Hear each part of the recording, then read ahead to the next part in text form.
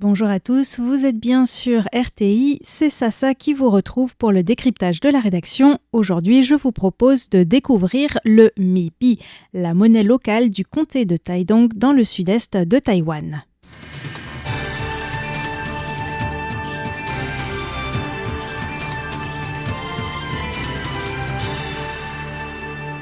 Ces dernières années, plus de 70 monnaies locales ont vu le jour en France, avec pour objectif principal de soutenir les commerces de proximité, l'artisanat et l'agriculture en stimulant la consommation locale.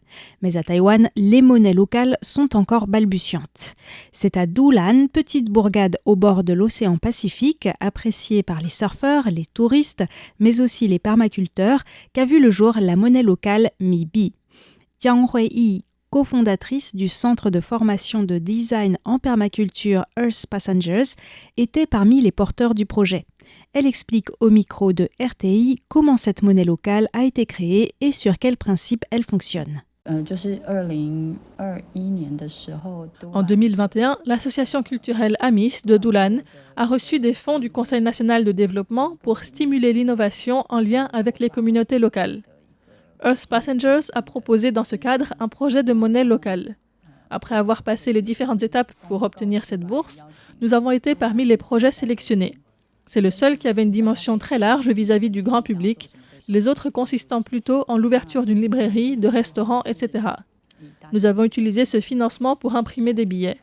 Pour participer, il faut simplement habiter dans le comté de Taidong et s'inscrire auprès de l'association culturelle de Dulan. À ce moment-là, on reçoit 240 Mi-Bi et on n'a pas besoin de les échanger contre des dollars taïwanais. En fait, ces 240 Mi-Bi représentent plus du temps que de l'argent. Parce que dans notre société, le temps passé à travailler n'est pas valorisé de la même manière si l'on est par exemple un avocat ou un agriculteur. Mais en fait, nous sommes tous des êtres humains et nous avons tous 24 heures seulement dans une journée. Donc les échanges en Mi-Bi se basent plutôt sur le temps consacré à produire ou faire ce qui est échangé. De cette manière-là, c'est plus juste. Le Mi-Bi, par certains aspects, ressemble donc à une banque de temps, c'est-à-dire un système d'échange de services où 1 heure de travail d'une personne vaut 1 heure de travail d'une autre, quelle que soit la nature du service, jardinage, soutien scolaire, bricolage, etc. Mais au lieu de noter dans un cahier ou dans un logiciel quels services ont été échangés, le temps est exprimé en monnaie, ce qui rend le système plus fluide. C'est la raison pour laquelle il existe des billets de 15, de 30 et de 60 Mi-Bi. Donc théoriquement, 15 minutes, 30 minutes ou 60 minutes, même si au final, il n'est pas toujours facile de quantifier en termes de temps le service rendu ou un objet que l'on remet. Alors chacun est libre de demander le montant qu'il veut tant que celui qui paye en Mi-Bi est d'accord. On peut tout échanger avec ces Mi-Bi. Par exemple, un trajet pour aller à la gare, un coup de main pour accommoder des habits, etc.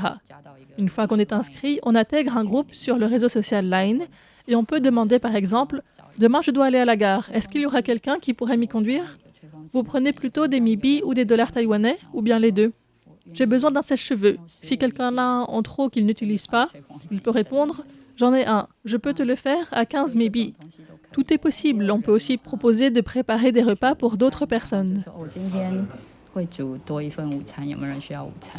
En 4 ans de fonctionnement, environ 300 personnes se sont inscrites auprès de l'association Etolan Style, ou en mandarin Dulanguo, pour utiliser cette monnaie locale. 300 personnes, c'est relativement peu, mais le but n'est pas de remplacer le dollar taïwanais, c'est plutôt de stimuler l'entraide.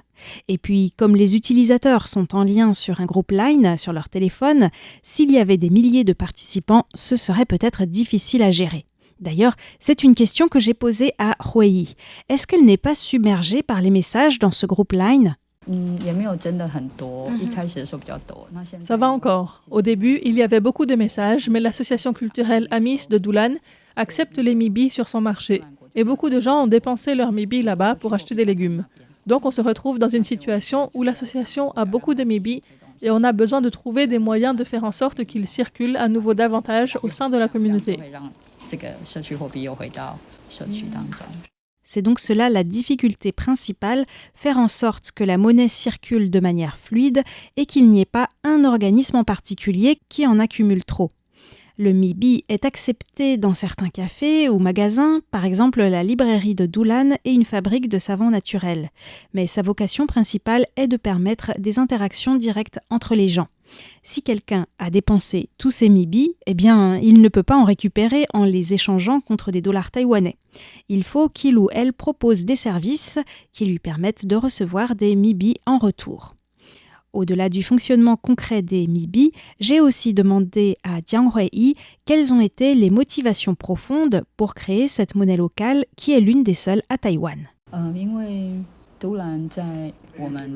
Parce que depuis que Earth Passenger s'est installé à Dulan il y a 15 ans, nous avons pu observer qu'il y a de plus en plus de touristes, de plus en plus de restaurants et de plus en plus de gens qui achètent des terrains ici.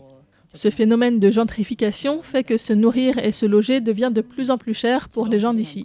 Alors, on s'est dit que s'il y avait une monnaie locale, uniquement pour les gens du comté de Taidong, ce serait comme s'entraider. Ça permettrait de compenser l'augmentation des prix en évitant de dépenser trop de dollars taïwanais. Par exemple, nous proposons un cours sur l'énergie solaire que l'on peut payer entièrement en mibi si l'on veut. Les gens réalisent du coup qu'ils n'ont pas besoin de dépenser un centime pour suivre ce cours. En fait, puisque l'on reçoit 240 mibi quand on s'inscrit sans aucune contrepartie, c'est un peu comme si l'on recevait de l'argent ou du crédit sous forme de temps gratuitement. Enfin, gratuitement, comme le rappelle Hui, ce projet a été financé au départ par les fonds du Conseil national de développement, donc il s'agit de l'argent des contribuables, mais qui revient sous cette forme à la communauté locale. Cela sensibilise aussi à l'importance de l'économie locale. Bien que ce soit un projet relativement modeste, grâce à l'existence de cette monnaie locale, on peut prendre conscience du fait que l'on n'a pas forcément besoin de dépenser pour satisfaire ses besoins. Parfois, dans la communauté autour de chez nous, il y a des gens qui peuvent tout à fait répondre à ce besoin. Par exemple, pour désherber, faire du pain, couper les cheveux, etc. S'il n'y avait pas les mibi, on payerait pour ça. Mais là, on peut tout simplement faire appel à des gens qui habitent juste à côté et qui peuvent le faire. Nous aussi, on peut aider les autres. Cela crée plus d'interaction sociale dans notre lieu de vie. En fait, certaines personnes ont même fait connaissance grâce à cette monnaie locale. Autre cas de figure où les mibi sont très utiles, c'est quand on veut remercier des voisins âgés de prendre soin de ses animaux de compagnie quand on s'absente. En général, ils ne veulent pas recevoir d'argent, mais ils acceptent les mibi, a remarqué Hui.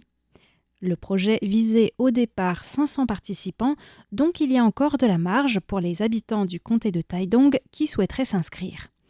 Hui précise qu'il faut encore faire des efforts de communication pour que davantage de personnes participent. Ensuite, les promoteurs du projet aviseront s'il faut réimprimer des mibi ou comment faire évoluer le projet.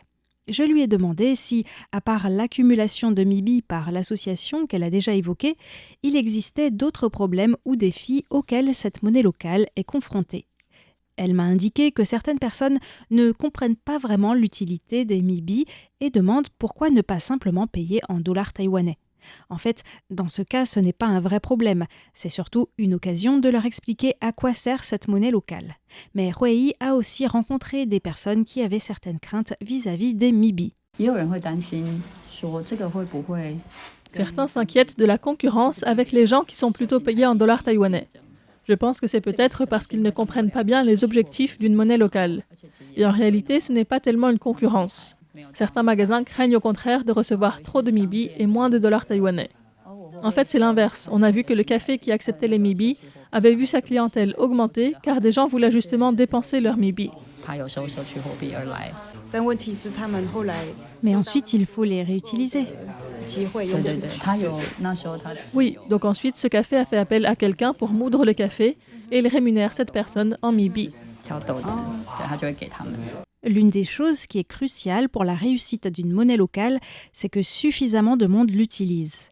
En 2008, Hui avait déjà participé à la mise en place d'une monnaie locale, le Huabi, dans une communauté au sud de Taipei, à Huayuan Xincheng. Mais trop peu de personnes participaient, donc les services proposés n'étaient pas assez diversifiés. Quand Hui et son mari ont déménagé à Taidong, cette monnaie a commencé à péricliter. Une autre question qui m'intrigue, c'est pourquoi avoir appelé cette monnaie mibi ?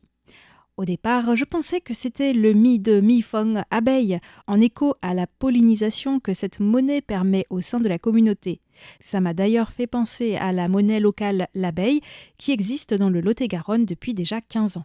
Mais en fait, ce n'est pas du tout ça, et j'aurais dû m'en douter parce qu'il n'y a pas d'abeilles sur les billets, dont le design, réalisé par l'association Etolan Style, est vraiment magnifique. C'est plutôt l'océan, les montagnes et la forêt qui sont représentés sur les billets.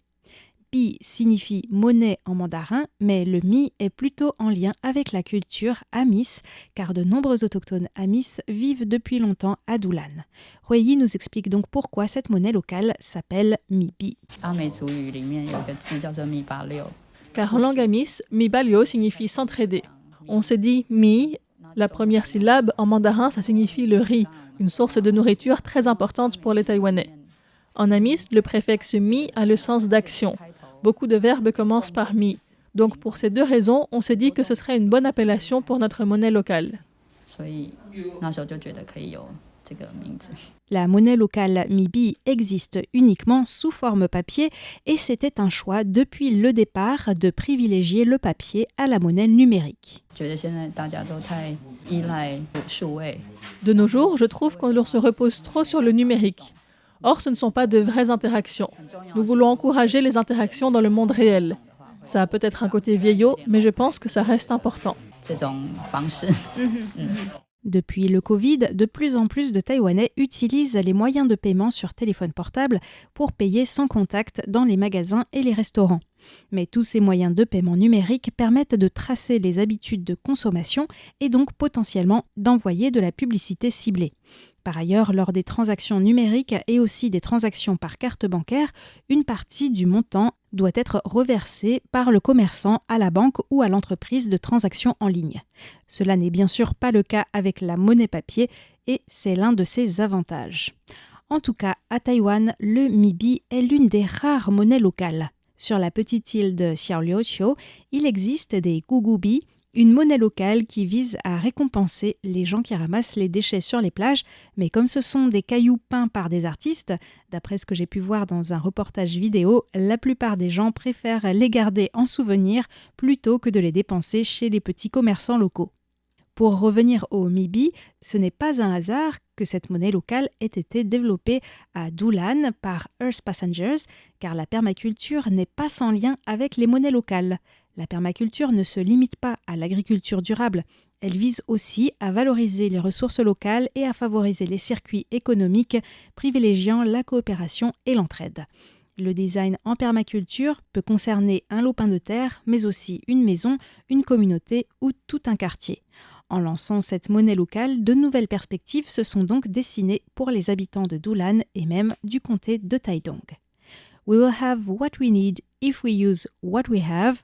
Nous aurons ce dont nous avons besoin si nous utilisons ce que nous avons.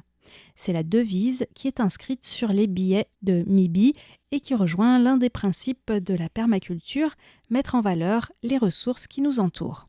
Là, en l'occurrence, comment s'aider les uns les autres. Le mi-bi, c'est donc une monnaie locale, mais aussi un outil pour tisser des liens. Ce qui est d'autant plus important quand on traverse une période de turbulence. Comme le disait la permacultrice Tammy Turner, que j'avais interviewée récemment sur la décroissance à Taïwan, le plus important en matière de résilience, c'est d'avoir un réseau. C'est donc sur ces réflexions que s'achève ce décryptage. Merci de l'avoir suivi. Je vous invite à rester à l'écoute de Radio Taïwan International pour la suite de notre programme.